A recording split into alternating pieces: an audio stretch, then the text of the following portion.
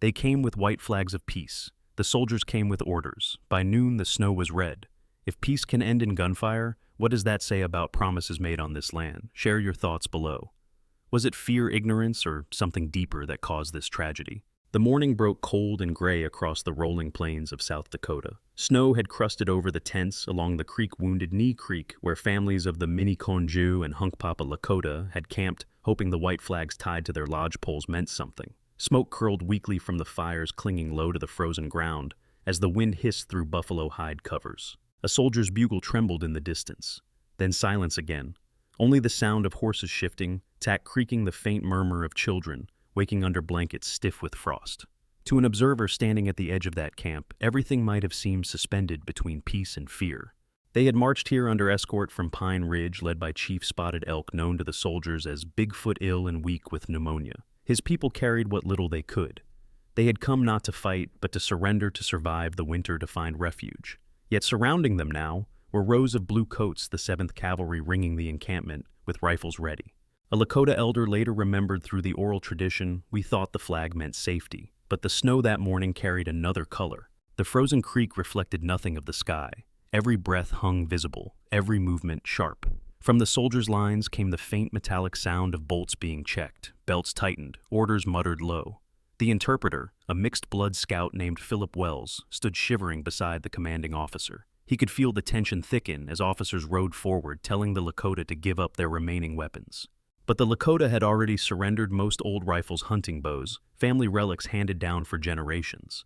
A few young men still held on to theirs, perhaps more out of fear than defiance. A thin mist began to rise from the snow, swallowing sound. Somewhere a baby cried. Through that mist, the watchers saw shapes, women gathering their children, men whispering to each other, the soldiers shifting closer in a tightening circle. There was no music, no signal of ceremony, only a waiting that felt like the edge of something breaking. Across the camp, a medicine man began to chant softly, a ghost dance rhythm, barely audible over the wind. The soldiers mistook the gesture, thinking it defiance, a call to arms. But the witness who recalled it years later said it was a prayer for calm, for the ancestors to see them through the day. At that moment, the land itself seemed to hold its breath. The ridges around the creek carried the weight of silence, of history pressing inward. For those who watched Lakota and soldier alike, the morning light did not warm. It simply revealed. And in that revelation lay the seed of tragedy, a standoff born, not from battle lines, but from misunderstanding, fear, and the cold machinery of control. The witnesses who survived would later speak of the snow turning red, the horses running wild, the sound of a single shot that shattered the stillness. But in this first breath of day, before the noise, before the smoke, there was only a circle of human beings beneath a sky heavy with unspoken warning. The night before, the frost came down harder than anyone remembered. Inside the tents at Wounded Knee Creek, families huddled close, the canvas walls whispering with wind. The embers glowed faintly, painting faces with a soft orange light. No one slept well. They knew the soldiers were all around them, the same regiment that had once followed Custer, the 7th Cavalry. The elders whispered of omens. Dogs barked without cause. Some said they heard a woman crying near the river, though no one stood there. The land itself seemed uneasy. To understand that morning, one must trace the trail that led to it westward from the Missouri River, down through the broken treaties, the confiscated hunting grounds, the endless orders written in ink that erased a people's world. The Great Father promised, one of the elders had told the agency interpreter weeks earlier, but the paper lies easier than snow melts. Years before, the Treaty of Fort Laramie had marked the Black Hills as sacred ground for the Lakota, a promise of sovereignty, but the gold rush of 1874 shattered that promise. Prospectors flooded the hills, guarded by soldiers who enforced the miners' rights rather than the treaty's words. The Black Hills were taken, the buffalo herds slaughtered. What had once sustained a people became empty plains littered with bones. By 1889, the Lakota were confined to reservations. Their food supplies cut short, their rations often delayed or spoiled. The agency agents spoke of civilizing and farming, but the soil refused to yield and the children grew thin. Hunger haunted every campfire. Then across the Great Basin, a rumor began to travel, a vision from the west. It came from a Paiute man named Wovoka, who spoke of a dream where he had seen all native peoples reunited with their ancestors. The earth renewed, the buffalo returned. He called it the Ghost Dance. The message spread on horseback through winter storms from one camp to another, carried by songs and prayers. The dance was not a call to war, but to renewal, a circle of motion, arms raised to the Creator, a plea for the world to heal. Yet to the Indian agents and soldiers, the movement looked like rebellion. The circle of dancers frightened men who saw only defiance in the sway of rhythm and faith. In Washington, officials whispered about insurrection. In the forts, officers planned containment. Reports from agents described dangerous excitement. The tension grew invisible but tight as wire. By late December 1890, after the killing of Sitting Bull at Standing Rock, hundreds of Lakota fled south toward the Badlands, seeking safety among relatives. Some carried the ghost dance shirts believed to protect them from bullets. Most carried only fear. Among them was Spotted Elk Bigfoot, a Mini-Conjou chief who had always counseled peace. He was sick, coughing blood, but refused to leave his people behind.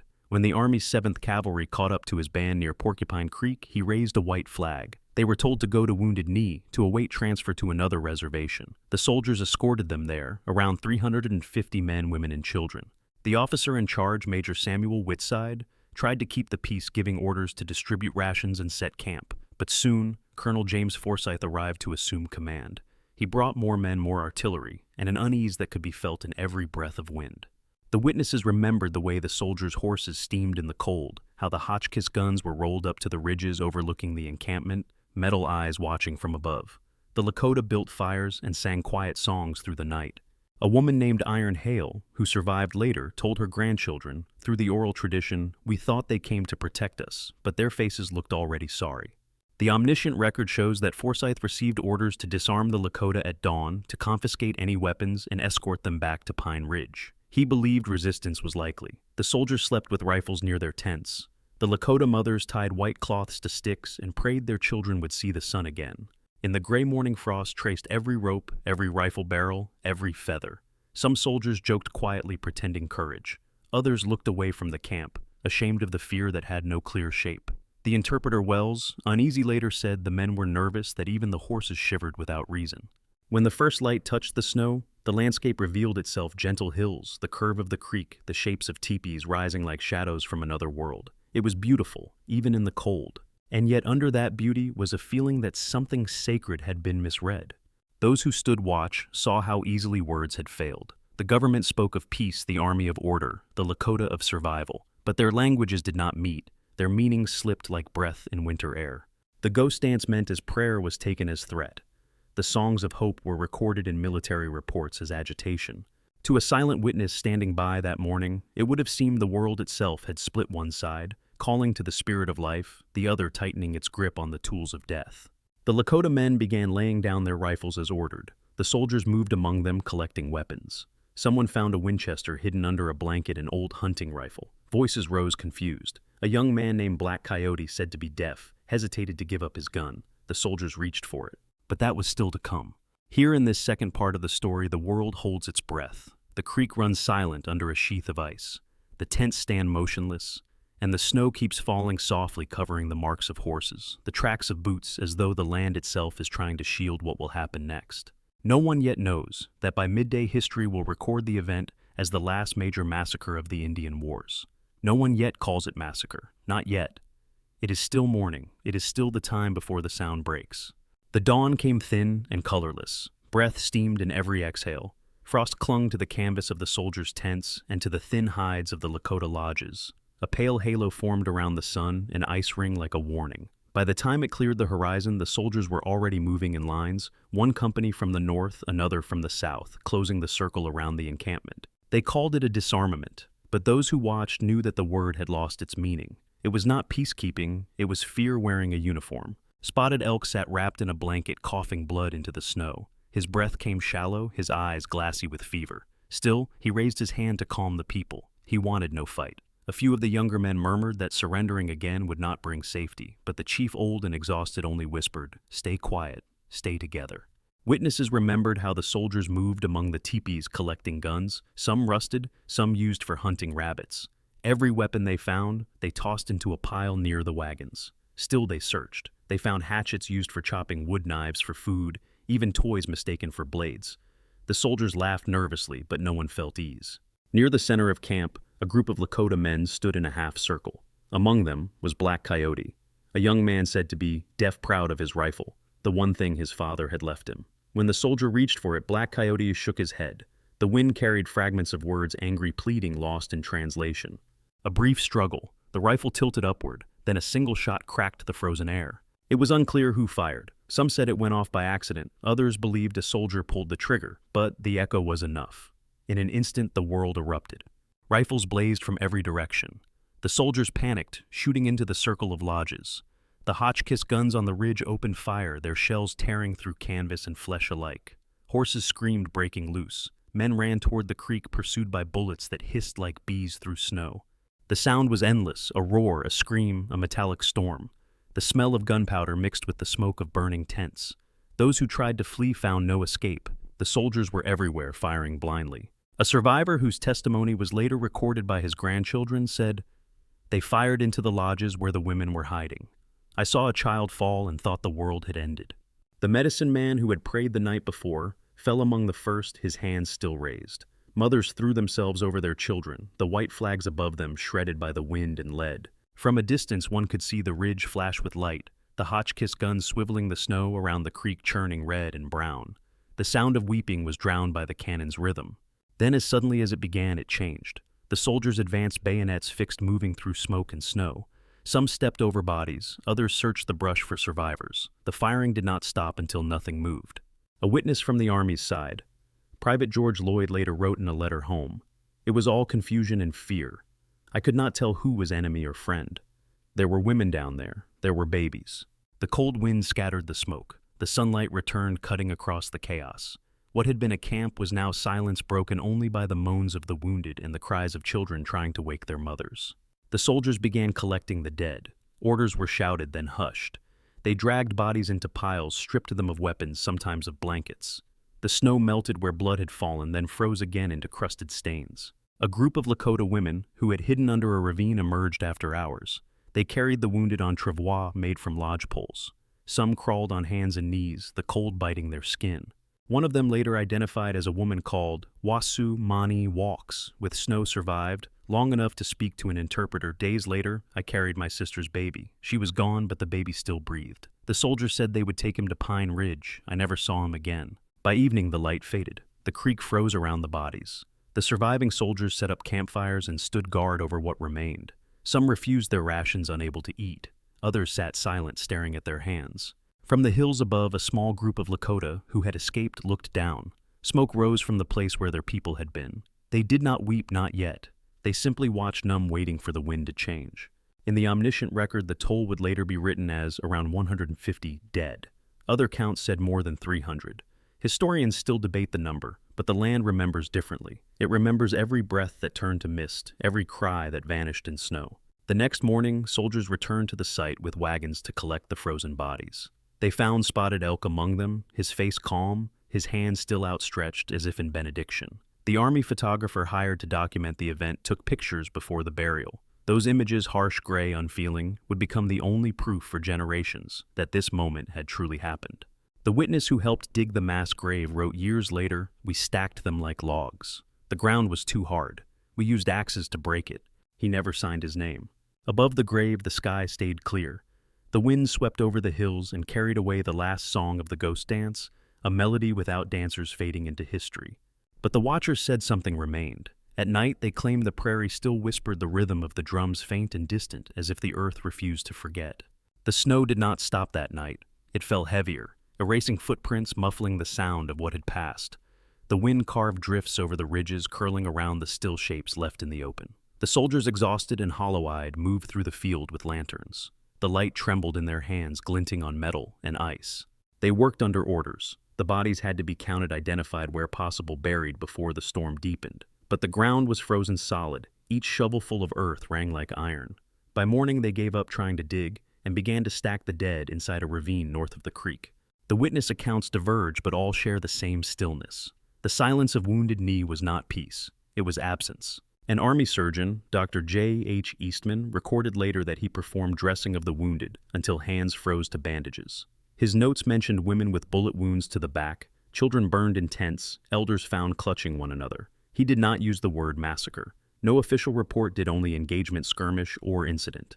But the survivors, those who escaped into the hills, told it differently. They called it a place where the snow wept. In the frozen dawn that followed, rescue parties from Pine Ridge tried to reach the site. They were led by scouts familiar with the terrain, Lakota men who had once served the Army. They rode silently, their faces hidden under scarves against the wind. What they found stopped them cold. Bodies lay as if caught mid-motion, frozen where they fell. mothers with arms around infants, children beside broken sleighs, dogs still tethered waiting for voices that would not return. When the relief wagons came, they loaded the wounded first. The army chaplain Father Kraft moved among them, praying softly in Latin. Some survivors clutched rosaries, others small medicine pouches. The prayers mixed together in the wind, two worlds speaking across grief. A Lakota scout named Turning Hawk later testified, "They shot them down like prairie dogs." His words, written into the Bureau of Indian Affairs report, were almost erased from the final version, but the oral tradition kept them alive. By the third day, a burial detail of soldiers and Lakota laborers began their grim task. They cleared snow with shovels, dragged bodies to the ravine, and laid them in rows. The interpreter Philip Wells could not speak during the work. He wrote years later that the silence was too wide, too deep to describe. One witness noted the army photographer setting up his tripod nearby. The click of the shutter was faint against the wind. The image he took of Spotted Elk's body half buried in snow, his frozen hand raised toward the sky, would travel the world. It was printed in newspapers as proof of pacification. In Washington, the reports read, "An unfortunate but necessary result of resistance." In the Lakota camps, the stories said they killed the song. The omniscient record marks what followed. 31 soldiers wounded, at least 50 Lakota killed, though some estimates rise beyond 300. 20 medals of honor awarded to the soldiers who participated. The numbers, cold and final, tell nothing of the sound that lingered, the echo of cannon, the weeping that carried for miles. Ranchers in the region would later say their horses refused to cross Wounded Knee Creek for years after.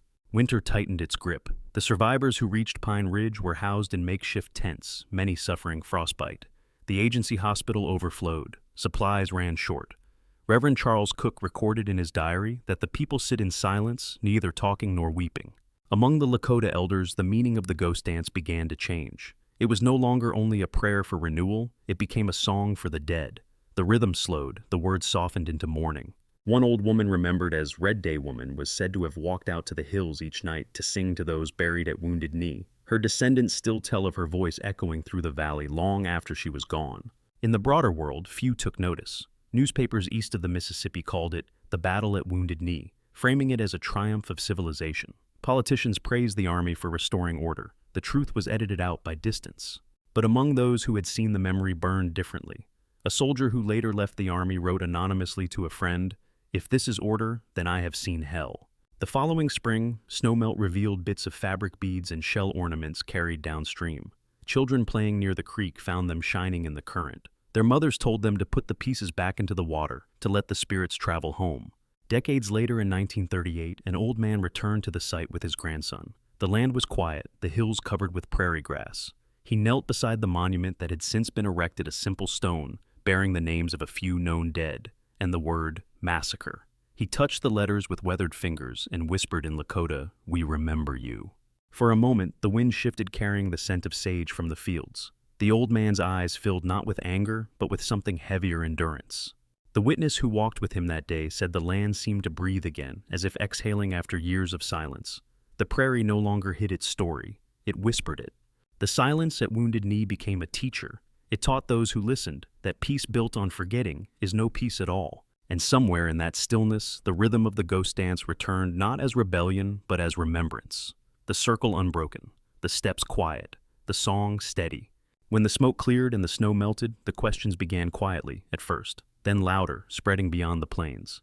What had really happened at Wounded Knee? Who had given the order to fire? And why had a white flag become a target? In the days after the shooting, the Army's official line was quick to form. Colonel Forsyth's report to his superiors described a sudden uprising among the Lakota men, necessitating immediate action. The phrasing was crisp, bureaucratic, an attempt to give chaos the shape of logic. It said nothing of the women or the children. It did not mention the Hotchkiss guns on the ridge. Major Whitside, who had first escorted Spotted Elk's band, signed his name beneath that report, but later told a colleague, "We were too quick, too sure that fear made us righteous." At Pine Ridge, survivors were questioned by Indian agents. The agents recorded names and ages, marked the dead as accounted for, but the witnesses' voices' soft trembling, sometimes translated through two interpreters, did not fit neatly into forms. A Lakota woman identified as Little Nest said through the oral tradition, "They asked who fired first. I told them the wind did." The Army convened an inquiry at Fort Sheridan, Illinois. The officers sat in a row, their uniforms pressed, their medals gleaming. Forsyth defended his conduct. His men corroborated him. The court found no misconduct and praised bravery under fire. 20 soldiers received the Medal of Honor. Each citation used the same phrase for distinguished gallantry in action. Outside the walls of that courtroom, the plain stayed silent. The Lakota buried their dead. The word massacre had not yet entered the official lexicon, but it moved through the camps like smoke. Every winter story that followed began with that word whispered first in Lakota, then in English. In the omniscient record, newspapers of the East carried two kinds of headlines. Some spoke of victory over hostiles. Others, smaller papers often edited by missionaries or reformers, asked whether it had been a slaughter under the flag. In Boston, a group of citizens petitioned Congress for an independent investigation. Their request was filed and quietly forgotten. The tension between paper truth and lived truth grew heavier with time. For the soldiers, the medals meant honor. For the survivors, they meant the government had decorated the act of killing. Years later, when descendants of the Lakota petitioned to have those medals rescinded, officials answered that the records do not support revision. The silence remained policy. Yet even among the men of the 7th Cavalry, conscience stirred. Private Thomas O'Rourke wrote in a letter, now preserved in the National Archives, they called it duty. I call it sorrow. His letter was never published in his lifetime. For the Lakota, the aftermath took another form. On the reservations, ghost dance songs became laments. Children at government schools were forbidden to sing them. Teachers wrote in reports that the pupils exhibit morbid attachment to the late excitement. That phrase, morbid attachment, was used to justify harsher discipline. But the children remembered anyway. In dormitories dim with kerosene light, they whispered the names of those lost at Wounded Knee, passing memory as resistance. Meanwhile, federal agents turned the event into numbers. 290 dead, read one ledger, 157 captured, the rest unaccounted. In that single word, unaccounted, generations disappeared. A missionary named Elaine Goodale Eastman, who tended the wounded, published her own account years later. No pen she wrote can picture the scene: women and children frozen in the snow, the field strewn with their shawls and trinkets. To call it battle is to mock both language and mercy. Her words met polite indifference. By spring 1891, the government declared the Indian Wars concluded. Official peace had returned, but the peace that follows silence is not healing, it is paralysis. Across the Dakotas, bands who once rode freely now lined up for rations, their sovereignty signed away. A witness who had helped bury the dead recalled that when he left Wounded Knee for the last time, he looked back and saw ravens circling low over the ravine. They were black against the white snow, he said. They did not fly away. The omniscient record confirms that nothing was built there for decades. No church, no fort, no town. The land was left open as if even the settlers felt unease. Travelers avoided camping near the creek. Cattlemen swore their herds balked at crossing the water. But stories travel where monuments cannot. Within a generation, Lakota storytellers began to speak publicly again. They gathered children near fires and told them what the snow had hidden. The words were steady, careful, almost ceremonial. They did not speak of revenge, only of memory. One elder ended each retelling with the same line: "If you dance again, dance so the earth will listen, not the gun." That was the moral weight Wounded Knee carried, not vengeance, but witness. The realization that history written by the powerful must be countered by memory, kept by the powerless. In later years, historians would argue over intent, tactics, logistics. But the witnesses' eyes saw none of that. They saw the moment when humanity faltered beneath command, when fear became reason and reason became report. Under the winter sky, both soldiers and Lakota had been human-tired, hungry, afraid. Yet one side held the guns and the other the songs. Between them stretched the space where empathy died. Wounded Knee became not just a site of tragedy, but a mirror showing what happens when policy forgets the face of the person it governs. That reflection did not fade. It returned each time the wind blew across the prairie, carrying the faint echo of drums that once prayed the world back to balance. The decades after Wounded Knee unfolded in a long hush. The prairie healed on the surface, but underneath, memory stirred like roots under snow. Grass grew where the lodges had burned. The creek ran clear again. Yet every winter, when the wind rose from the northwest, it carried a tone that sounded almost human.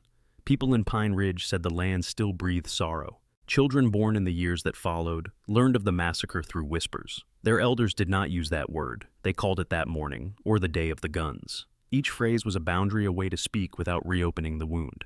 At the government schools, Lakota language was forbidden. The teachers washed children's mouths with soap for speaking it. Still, when night fell and the dormitory quieted, small voices hummed the ghost dance melody under their blankets. It was how remembrance survived, quietly, stubbornly, in rhythm rather than rebellion. A descendant of a survivor historian, Beatrice Catches, once said, "They tried to bury our bodies in our songs, but the songs have longer lives." Through the early 1900s, Pine Ridge Reservation became both refuge and cage. The people farmed thin soil, raised cattle under federal supervision, and lived within lines drawn by someone else's hand. Yet within those borders, ceremony returned in hidden places.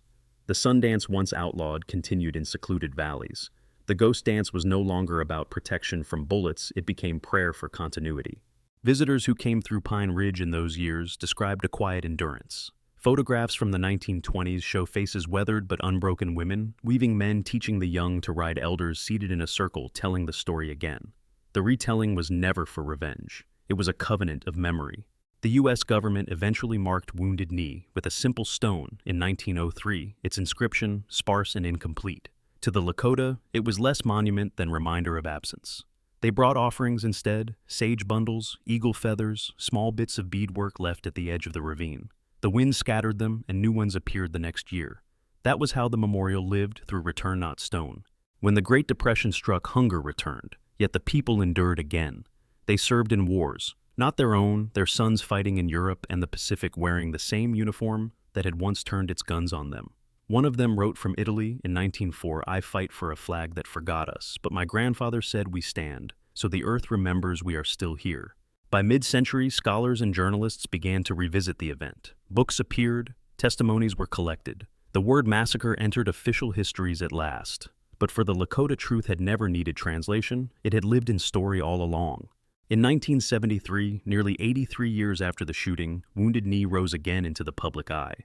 Members of the American Indian movement, descendants of those who had died there, occupied the village demanding recognition, land rights, and dignity. For 71 days, the world watched as federal agents surrounded them, rifles once more pointed toward the same sacred ground. An elder who stood at the barricade then said, "We are not here to fight. We are here so no one forgets the first Wounded Knee." The stand ended without peace, but its echo traveled far. From that moment, the site was no longer just a grave. It became a voice. In the years that followed, survivors' descendants formed. Preservation committees wrote to Congress, organized memorial rides each December, horseback journeys tracing the route of Spotted Elk's band from the north to the creek. Riders carry staffs decorated with red cloth to honor the fallen. At dawn, they stop and sing. No drums, no spectacle, only breath meeting cold air. The sound drifts upward, merging with the same wind that once carried the cries of 1890. Children ride too wrapped in blankets, learning through movement what words cannot hold. When they reach the monument, they dismount and stand in a circle of silence. Some weep, some simply close their eyes. The snow crunches softly beneath their boots, the same snow perhaps that fell that morning long ago. Among them walk elders whose great-grandparents survived the gunfire. Their presence is the continuation of a line once thought erased. They speak of sovereignty of language, returning to classrooms of ceremonies now held in open daylight. In their voices there is no triumph, only balance reclaimed. A modern witness visiting the site might see only wind-shaped grass, the faint outline of a creek, and a simple fence around the memorial hill. But if one stands still long enough, another layer reveals itself, the hum of history underfoot, steady and low. The earth does not forget. And so, Wounded Knee endures not as relic, but as rhythm. The rhythm of survival sung through generations who refused to vanish. A people still dancing, still praying, still speaking into the same wind that once carried their ancestors' last words. The land at Wounded Knee is quiet now.